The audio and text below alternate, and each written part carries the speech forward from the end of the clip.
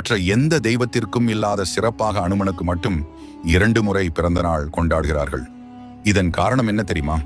வால்மீகியின் ராமாயணத்தின்படி அனுமன் அவதரித்தது மார்கழி மாதம் மூல நட்சத்திர நன்னாளில். இதையே தமிழர்கள் அனுமன் ஜெயந்தியாக கொண்டாடுகின்றனர். அதே சமயம் புராண கதையின்படி பிறக்கும் போதே அற்புத சக்திகளை கொண்ட அனுமன் குழந்தையாக இருக்கும் போது தன் பயங்கர பசியின் காரணமாக சூரியனை பழமென எண்ணி அதை பிடித்து சாப்பிட வானில் பறந்து சென்றார். சூரியனின் அருகில் அனுமன் சென்றதால் அவரின் நிழலால் பூமியே இருள் சூழ்ந்தது. இதனால் கோபம் கொண்ட இந்திரன் அனுமனை தடுப்பதற்காக தனது வச்சிராயுதத்தால் அனுமனை தாக்கினார். இதனால் சுருண்டு விழுந்தார் அனுமன். தன் மகனின் துயர் கண்டு வேதனை கொண்ட வாயுதேவன் அண்ட சராசரங்களிலிருந்து காற்றை நிறுத்தினார். அவரை அமைதிப்படுத்த பிரம்மா அனுமனுக்கு உயிர் கொடுத்து பல வரங்களையும் அளித்தார். இதனால் அனுமன் மீண்டும் உயிர் பெற்றது சித்ரா பௌர்ணமி தினத்தில் என்பதால் வடமாநிலத்தவரின் கருத்துப்படி இது அனுமனின் பிறந்த நாளாக கொண்டாடப்படுகிறது.